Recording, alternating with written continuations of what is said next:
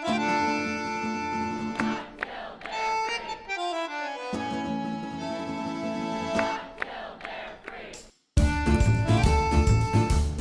yay, oh yay, oh yay, oh yay, oh yay. Willkommen, bienvenue, welcome. No, this is not cabaret, it's Think About It, a podcast about the power of ideas and how language can change the world, with Uli Baer. Do the champions of free speech today really represent the values they lay claim to? I'm joined today by Jason Stanley, who is the Jacob Urofsky Professor of Philosophy at Yale University. He's an expert on the philosophy of language, epistemology, action theory, and early analytic philosophy, and the author of several books, including How Fascism Works, The Politics of Us and Them, How Propaganda Works, and Language in Context.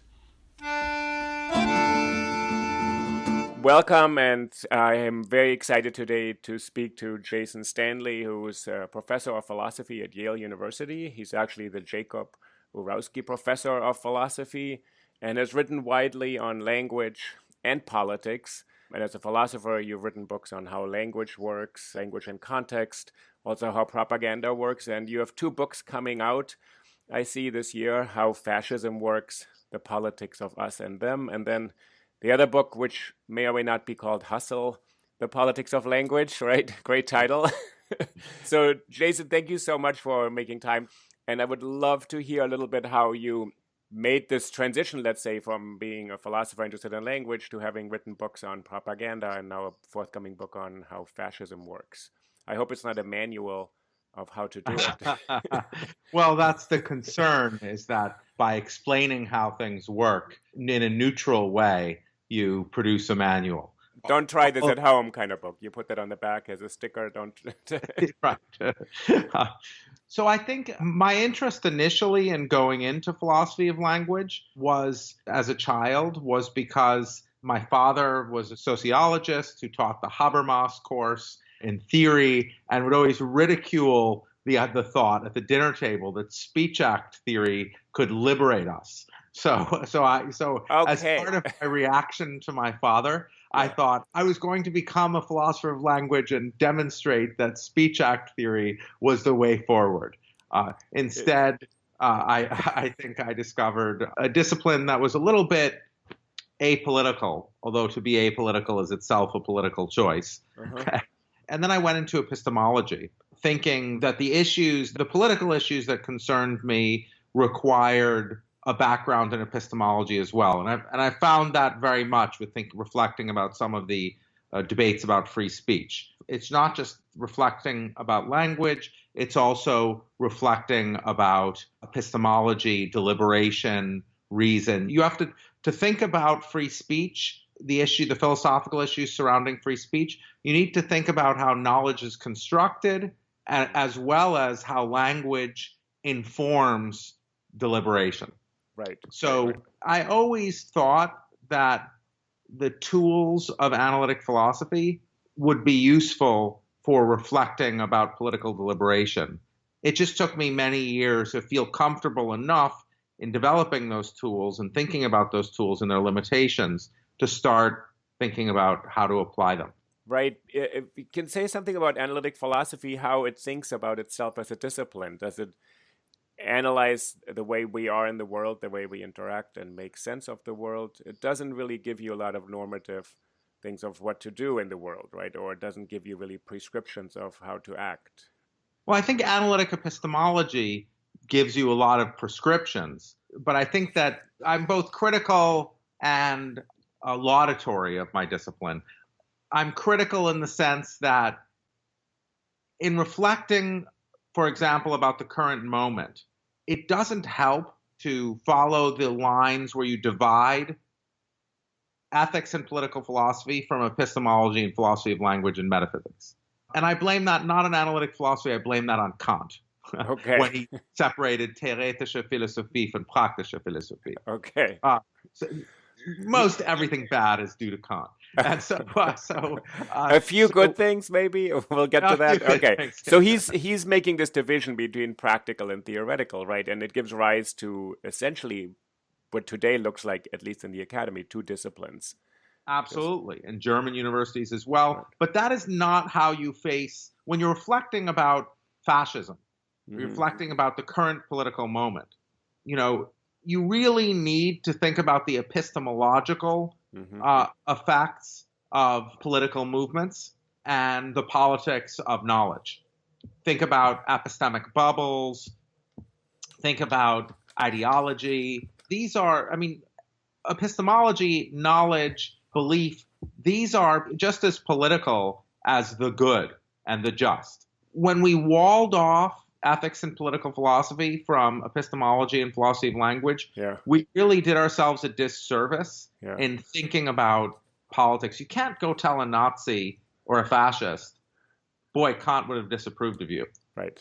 Well, actually, ironically, you bring that up. I mean, not ironically, but this is the conclusion of Hannah Arendt's Eichmann in Jerusalem, where she actually brings back Kant to say, in some ways, this man who has utter disregard for the truth or knowledge or makes sense of the world in completely inappropriate ways, scandalizes her as a philosopher in a way, scandalizes her as a person. Right. And then she brings up Kant and says, he actually uses Kant in the most pernicious and horrific way.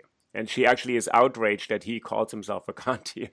The duty. Yes. It's sort of like, here is the duty, and we're just following duty. That's right. This kind of abstraction, pure abstraction in a way, which for Arendt is devoid of context and devoid of sort of how actually certain actions have effects in the world.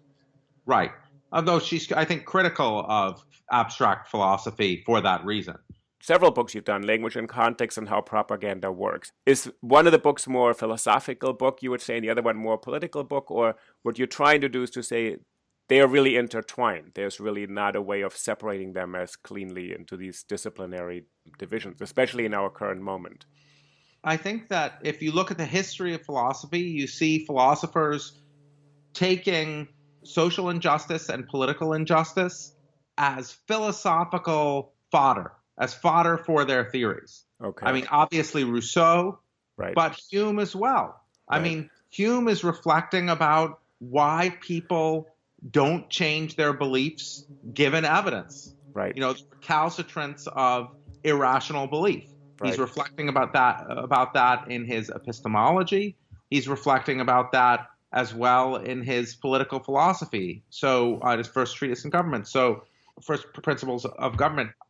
So the problem of ideology, Spinoza, Hume, philosophers are using that as a reason to reflect on, certain problem issues in epistemology.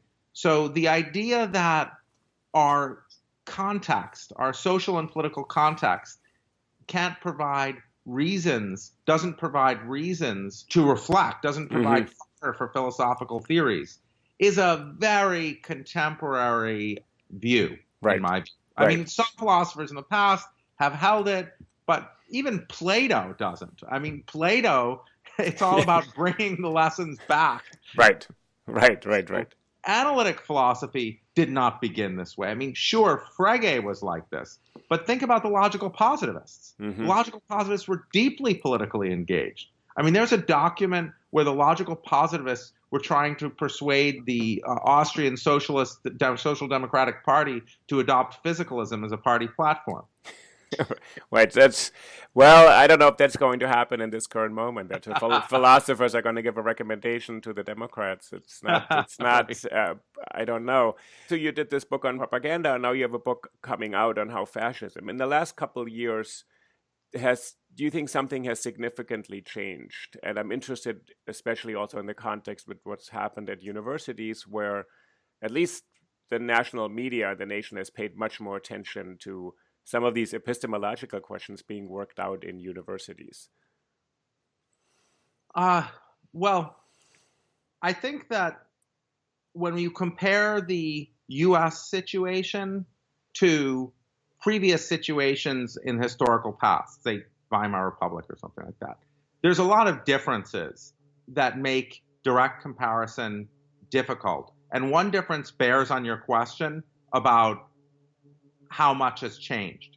In the United States, so one thing I encounter when people critique me for using fascism to describe our current political moment, the fascist politics, is they say, well, where's the violence? Where's the concentration camps, etc.?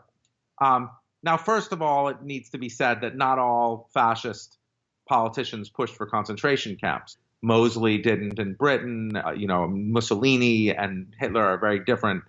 But we've had mass incarceration in the United States, racialized mass incarceration for generations. 9% of the world's prison population is Black American. And there's only 40-some million Black Americans in the world. So we already have directed against one of our historically oppressed minority groups, a vicious campaign of fake news and sexual anxiety and all the different tropes that you find in fascist politics that have been directed against that group for generations by both political parties.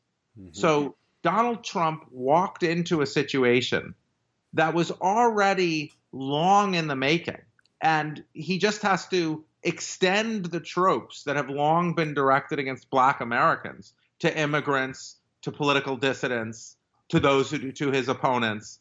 But we already have set in place a concentration camp system. Let me ask you something, what you just said, how that works. How does that work in terms of propaganda or messaging when there's a kind of sliding from one group to by association or inference or implication? Because some things we can always sort of point to one or two quotes or several or many quotes, but sort of is there a way in which language operates that you say one thing about a group and people know you're really meaning a bunch of other groups? Well, I think the tricky thing that my colleague and I, David Beaver, and I are trying to work out in detail in our book, Hustle, The Politics of Language, is how it comes to be that when you make salient vicious rhetoric against some members of a group, when you connect, as Khalil Gibran Muhammad calls it in his book, The Condemnation of Blackness, when you connect criminality with race, when you write crime into race, how does that generalize to the whole group? Okay. So constantly, this administration tells us, we're only talking about the criminal immigrants.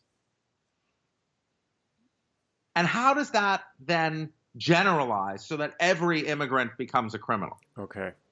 So we see this time and time again. My grandmother, she wrote one of the first memoirs of the Holocaust. My family's from Berlin, and she left in 1939. And she, in each chapter of her book, The Unforgotten, her 1957 book, is a very useful sort of guide to the 1930s, the kind of slow-moving way it happened. And she has one chapter where she talks about how the Jews in Berlin, in her socioeconomic class, weren't that worried in like 1937, because they were like, they're only targeting the criminal Jews. Right. Or the Polish Jews or the Jews from the eastern parts of Europe, Russian, Polish, not assimilated Western. Right. She talks about how a family member of hers was taken to Sachsenhausen for being a criminal, and then she discovered that he just had a traffic ticket. Okay. And so that's what's happening now, that slippage, that criminal starts with MS-13. Oh, look, they're raping, they're killers, they're importing drugs.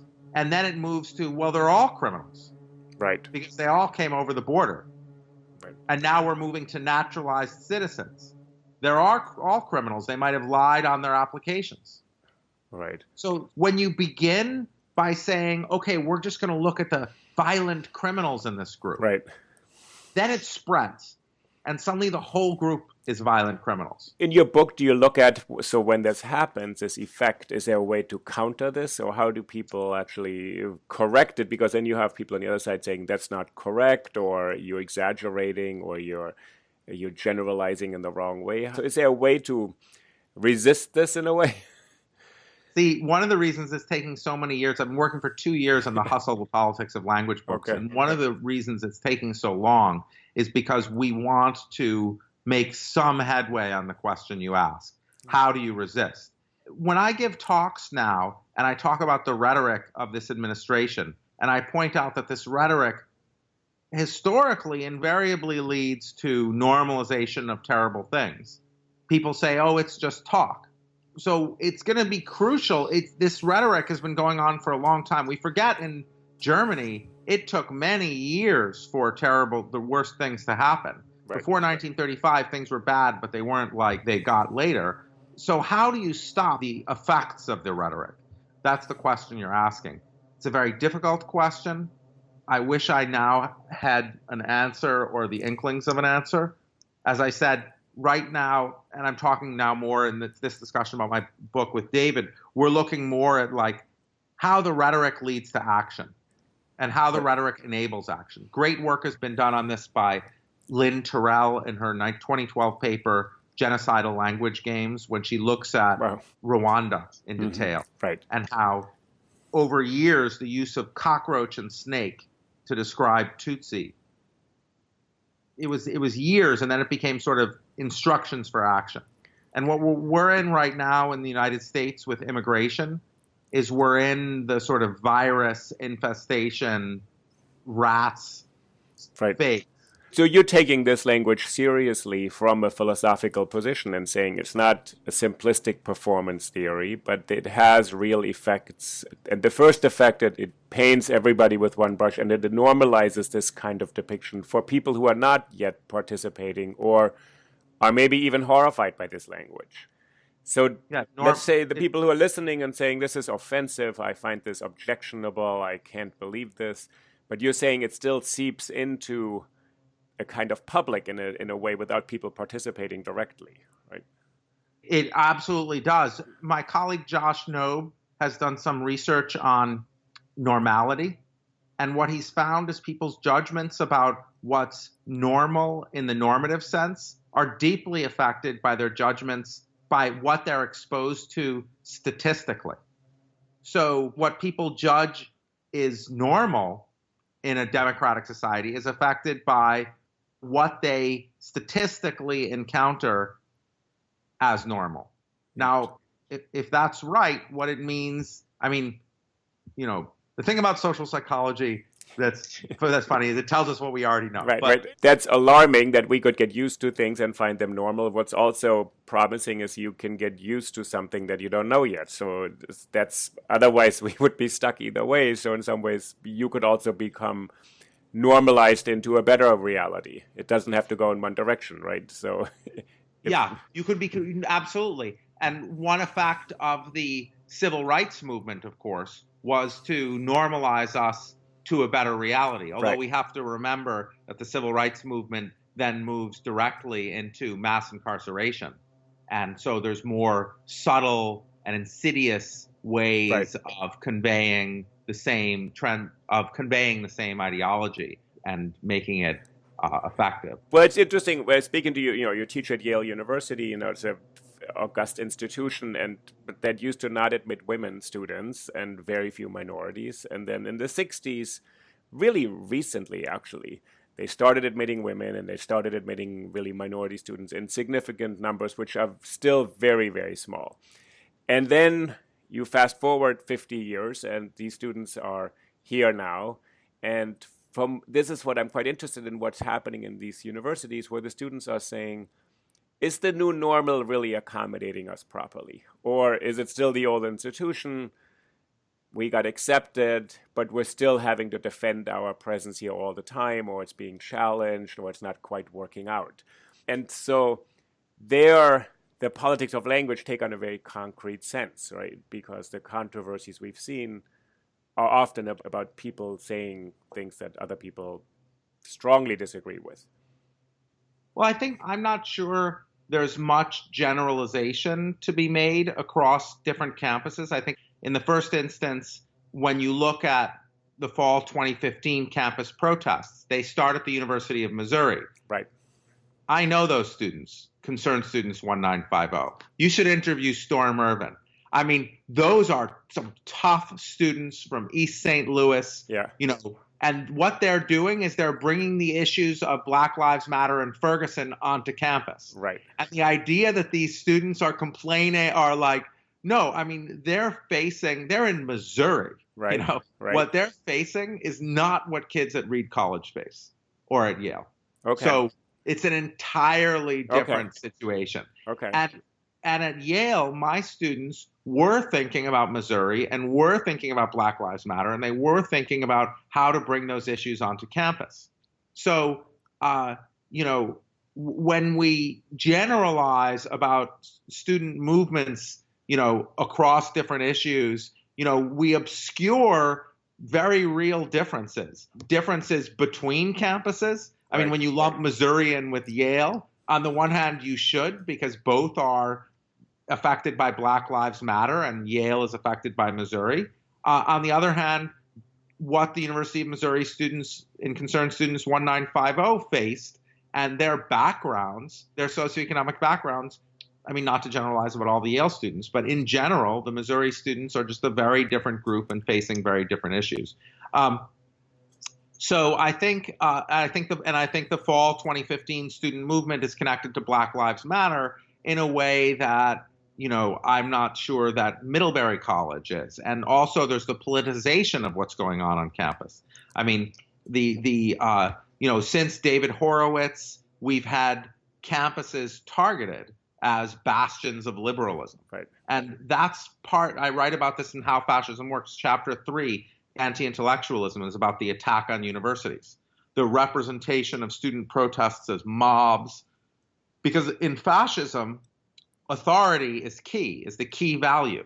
And so when you have young people rebelling against older people, that can then be politicized and sort of made salient as a way to emphasize to people, isn't this horrible that relations of authority are being challenged? That then strengthens the core value of fascism, which is authoritarianism. That's interesting to go to this point of the universities, kind of as in some ways, the university claims a certain authority over deciding what's true and what's correct and what's useful in being debated, right? And so what do you think happens in these controversies, which I think also are very hard for people who are not in these universities to understand? If you're not at Missouri or if you're not at Yale or at Amherst or at Reed College, you don't really know. You just see a news clip, it's 2 minutes. I think one of the news clips from Yale University was viewed a few million times on YouTube, while you had thousands and thousands of other events that year where nothing happened and no one watched anything from Yale. And so there are many probably really good lectures that would never go made it to YouTube, but this one clip. So what is at stake if the university's role is being challenged? Well, what's happening is the university, in moments where the politics is as it is, the universities are going to be attacked because they're the last bastions of liberal values. And so if you think about the irony of free speech being attacked the universities being attacked as being places where you don't have free speech. Well, in the rest of the United States, free speech is a fantasy. Private workplaces, you can get fired for any kind of speech, from Google and James Damore to anyone in any private workplace can be fired for free speech. The only place where you have anything like free speech is the universities. So, of course, you have to go after the universities. And then you go after the universities, you delegitimize them, because there are certain cultural spaces where there is not one-party rule, where it's not in the rest of the political domain is dominated by certain toxic. Liberal democracy requires Republicans and conservatives, and it requires people of all different stripes. But we have a certain kind of political extremism happening. Can I go back to one thing? Sorry. The way the debate in the university is framed is very complicated. There are people saying on the outside, here are these overly sensitive students, and they are really not tolerant of speech. And they just want to sort of censor or regulate or shut down some speakers. So they become sort of painted as they are against free speech. Then I think, and I'm curious what you think of this, then I think you have the media they have a professional self-interest, justifiably so, to defend freedom of the press. They get this a bit confused with freedom of speech and academic freedom. Those are all different separate issues. But journalists and people in the media would reflexively say, freedom of speech must be absolute and it's the greatest thing we have, because they fear for themselves. They don't see the campus context. So the students now look like they're against free speech. And then you have a firebrand provocateur or some violent racist or full-on neo-Nazi in a, khakis and a polo shirt now, and no longer maybe with a robe, coming to campus and saying, I'm the free speech apostle. I defend the Constitution of this country. And the students are saying, you're pretty much a fascist. So the lines are kind of drawn in strange ways. Well, Streicher was a free speech martyr as well. Der Stürmer, when he ran afoul of the Weimar Republic rules, he became a free speech martyr. So this is before the rise of the Nazis, really, where there's some regulation of speech, actually. And, yes. So it's not unfamiliar. I mean, we have to look at the provocateurs, and we have to look to see, are they really representing the liberal values they claim to represent? Are these? On the other hand, we've got people like Charles Murray, who are giving dozens and dozens of talks at the leading universities and law schools in the world. And really, if you look at their CVs or what they've accomplished in academics, it makes no sense that Charles Murray, please invite me to Stanford and Berkeley and all those places next year. And getting huge fees. Charles Murray is, whatever, he's an academic, but he's certainly not in the top tier of, I don't understand why Charles Murray is getting massive amounts of money and being I do understand. He's being trotted out as, you can't say he's a provocateur. But obviously he's not being invited to talk about his academic work because he's not doing cutting-edge academic work. Well, and so that's interesting. And so why does it become such a narrative that Charles Murray's right has to be defended at all cost and he must speak, whereas, Jason Stanley, I don't see you actually suing and getting the ACLU behind you because Stanford hasn't issued you an invitation, or, Oxford or in MIT. Yeah, so exactly. In some ways, you don't have First Amendment rights to speak even on my campus, right? If I don't feel like inviting you because I didn't like your book on language, you're not getting invited. Exactly. I should sue you. Yes. I think people are starting to pay attention. It's a bit odd that you get a First Amendment privilege if you are violent, really an extreme racist. But if you're just a philosopher of language, you can be excluded all day. And you have no First Amendment. Yeah. And so I'm interested in this argument around language, then defending the extreme other position makes us very tolerant. I just generally do not understand why, if something is a law, you can only show it's a law by constantly challenging it. I don't have to jump off the roof to test the law of gravity. It's crazy. The idea that these are people who care about free speech. The Trump administration is leading the charge on free speech on campus issues. They manifestly do not care about press freedom and the other liberal rights. So as someone who's worked on language, so what do you do when Jeff Sessions and Donald Trump and Betsy DeVos, they all say, we are defending free speech? Right. And so what's happened? This is an excellent question, and it bears on exactly something I've been thinking a lot about lately, namely Mill's arguments in On Liberty. Mill's arguments in Chapter 2 of On Liberty abstract from the fact that language has social meaning.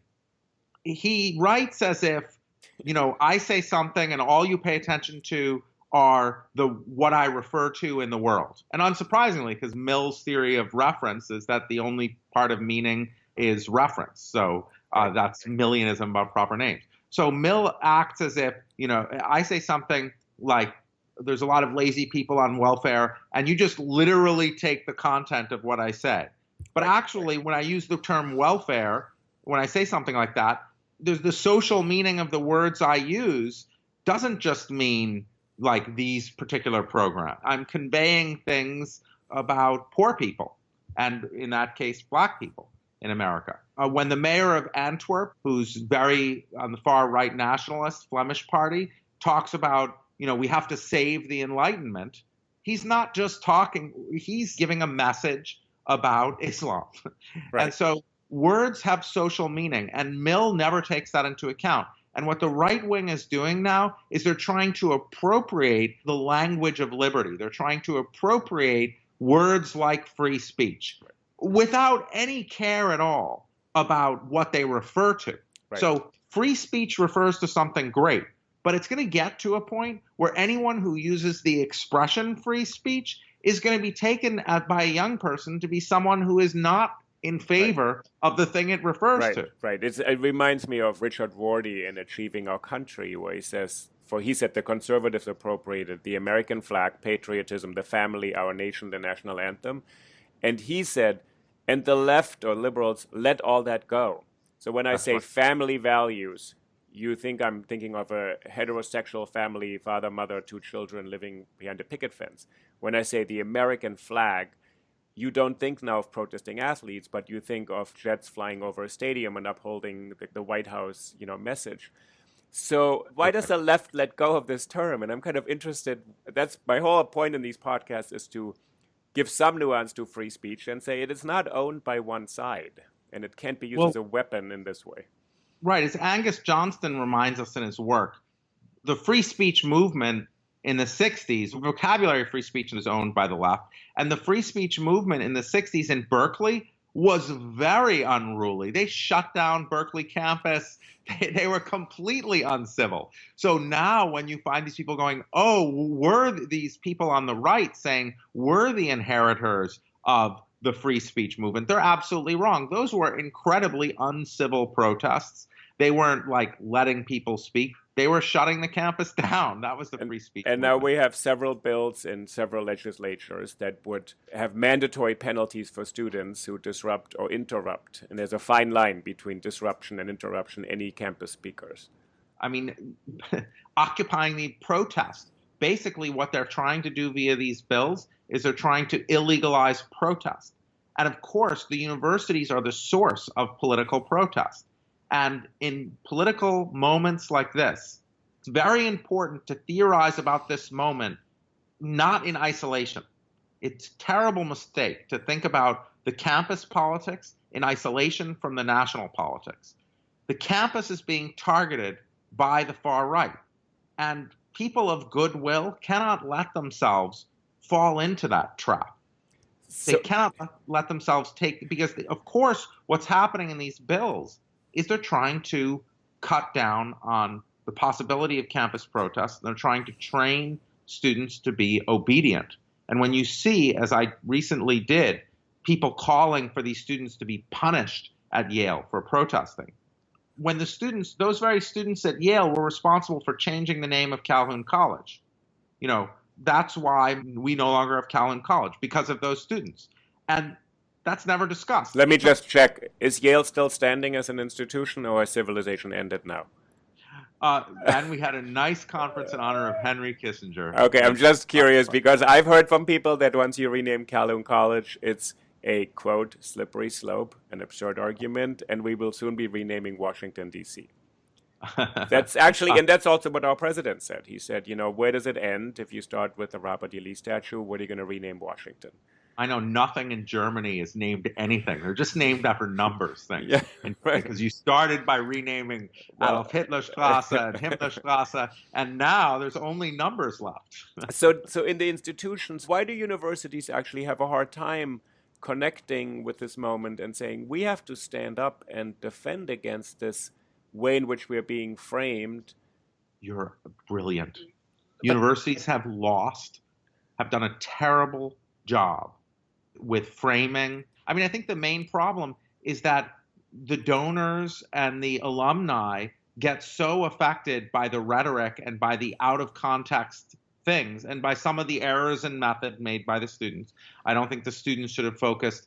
I mean, the students used the Halloween email issue at Yale as a catalyst. I mean, those were students who had come to me a month before to complain about the fact that the philosophy, nobody had ever seen a black philosopher on a syllabus. Those were the issues they cared about.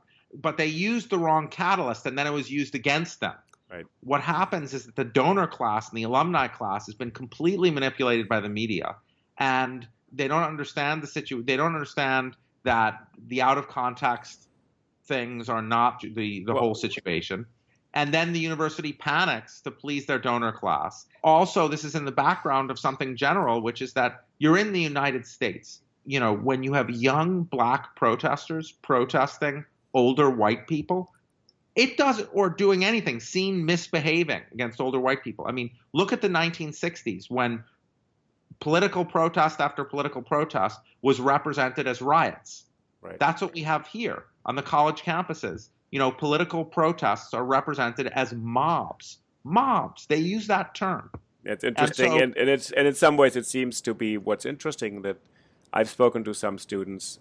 The ones I've spoken to are incredibly thoughtful and actually want to find a way through this and say, we have to come to a better place, but what is happening, we are being put in one category, and then conversation breaks down from the other side entirely. It's not. That's right, because anyone who calls other people mobs and calls for them to be expelled is not seeking civil discourse. How is it when you call people children gathering in mobs, you know? It's also they are our students entrusted to us. So in some way, I think there's a second responsibility as a teacher or an administrator or an educator in a university. If my students, if it's not working well, my obligation, I think, is first to listen.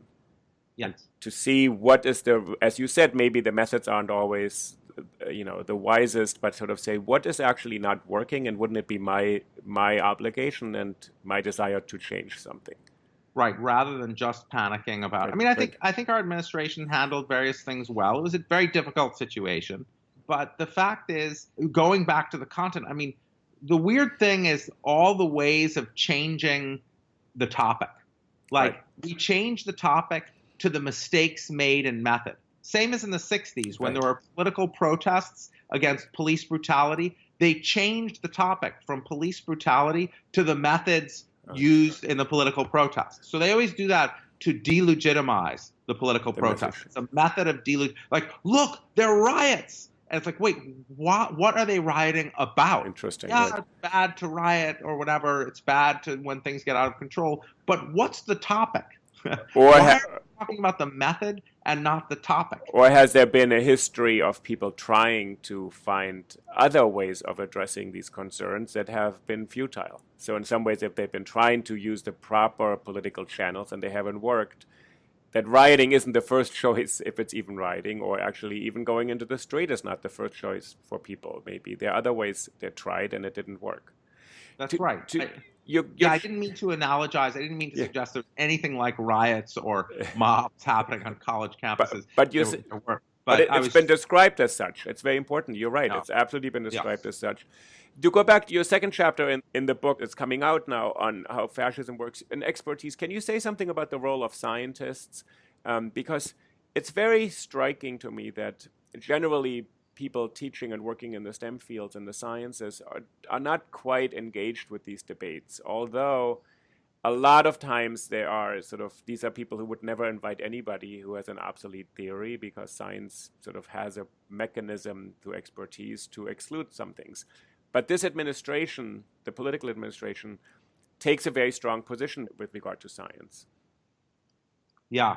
So I think it's a great question. And I think we're certainly seeing climate change science being attacked. And of course, if you've read Jane Mayer's Dark Money and Nancy MacLean's Democracy in Chains, you're aware that a lot of the money being spent on conservative politics in universities, say by the Koch brothers, ultimately comes from the motivation of delegitimizing climate science. Mm-hmm. So because there are many, many billionaires whose wealth depends on the extractive industries. And so that's been a long time coming. We see those very same people investing in hundreds of millions of dollars over the years, hundreds of millions of dollars in universities. And we have to look to see what they're investing in, to see how they think this is paying off, given that the ultimate motivation is climate science, to delegitimize climate science. So I think that, yes, we need scientists at the forefront, but too often universities are using this as an excuse not to defend the humanities. Too often universities are saying, oh no, it's radical to defend science. Science is under attack. So we're going to focus on science for now. We won't defend the women's studies department, gender studies. Gender studies is under attack all over the world. But the deeper part is sort of, you're saying, so it's, let's say, if a university allocates more resources to science departments, if there is an erosion of respecting the truth and believing actually scientific results, there seems to be something missing, that if universities are engaged in doing scientific research, but there's an administration that just basically calls into question science altogether and doesn't have a national science advisor in the White House anymore. We used to have somebody who at least can talk to the president and the administration about the scientific basis of certain decisions. Well, yeah, universities have to. I mean, not to criticize universities for supporting science, STEM. They have to. I mean, they have to, and they can't just support some sciences, the apolitical ones. They have to support the sciences that are under greatest attack. And huge amounts of funding has been removed from climate science. Well, I'm thinking whether science in general, its claim to generate a truth, is under attack, even apolitical things. I mean, I'm not sure that people care that much about certain areas of science. I mean, it's true that under these conditions of voracious capitalism where regulations are being removed, any kind of science that can lead to pharmaceutical results that pharmaceutical companies can sell is going to then be politicized, and people are going to seek funding. There's going to be more and more efforts under this administration and also under previous administrations to replace government funding by private industry funding that's going to erode the legitimacy of science. But I think that the attack on truth is an attack primarily on history. Okay. On history, on anthropology. Look at the Iraq War. I mean, we didn't have people telling us, reliable people telling the Pentagon and telling people what happens when you invade a country like that. Or if we did, they weren't listened to and heeded to. Those are anthropologists. Those are cultural anthropologists, the very people most under attack in the culture wars. If you're going to invade places, you need to listen to cultural anthropologists because they will tell you what happens when you invade places. History is under attack because the mythic version of history that this administration wants to tell is in direct conflict with the facts. Corey Stewart, running for Virginia governor, Senate, said yesterday that the Civil War was not about slavery. It was about states' rights.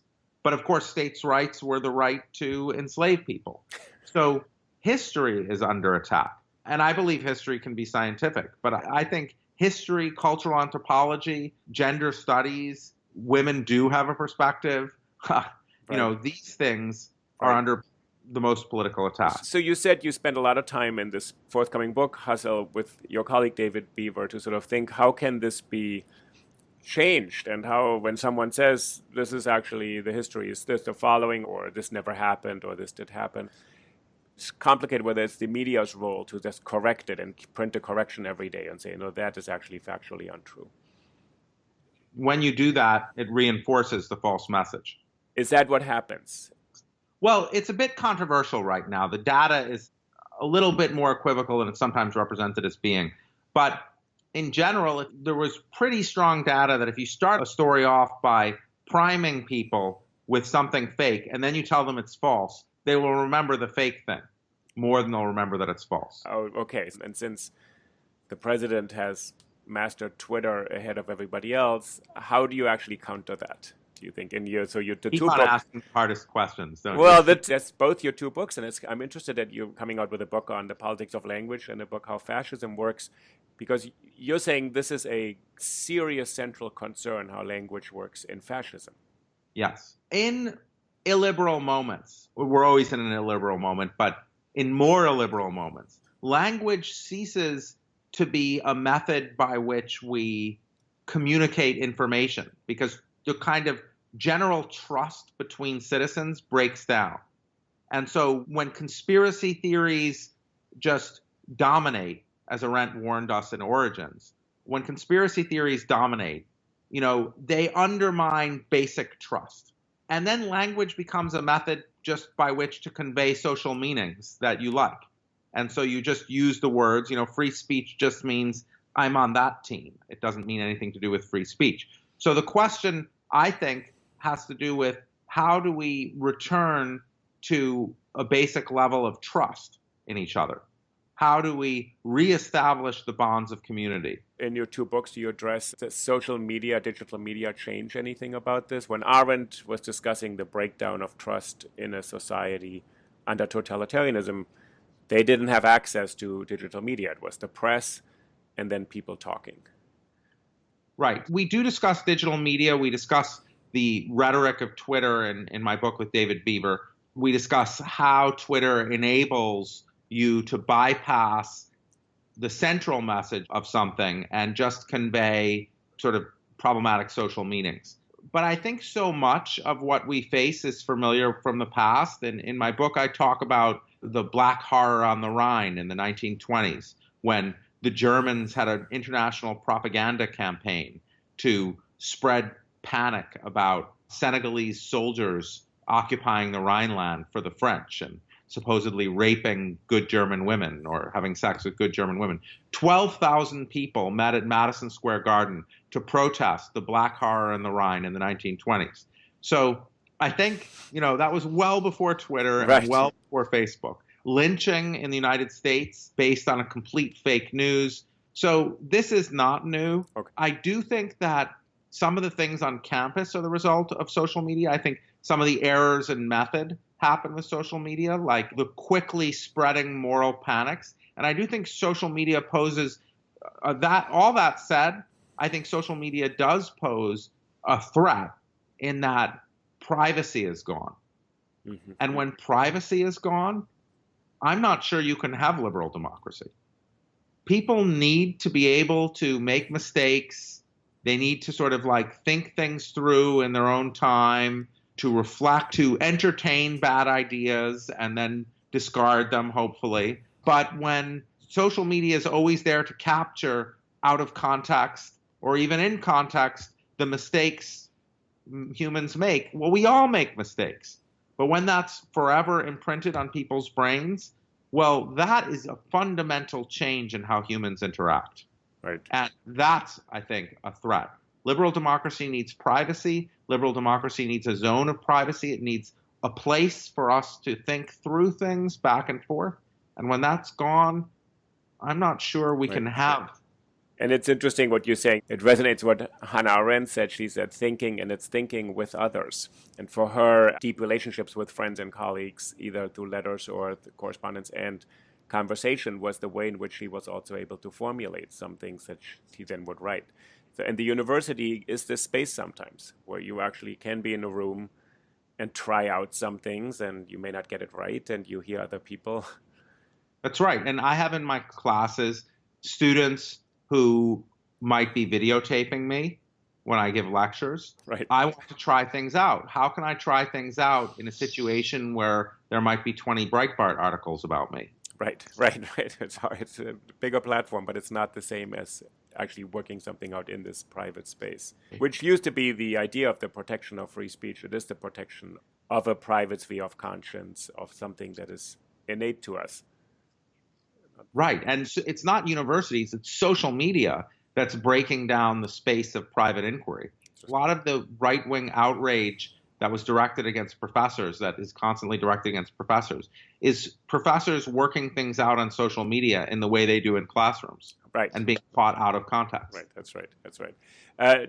Jace, I want to thank you so much. And if you can do me a favor and tell me again the two books that are coming out. So on September 11th, How Fascism Works, The Politics of Us and Them, is coming out with Penguin Random House.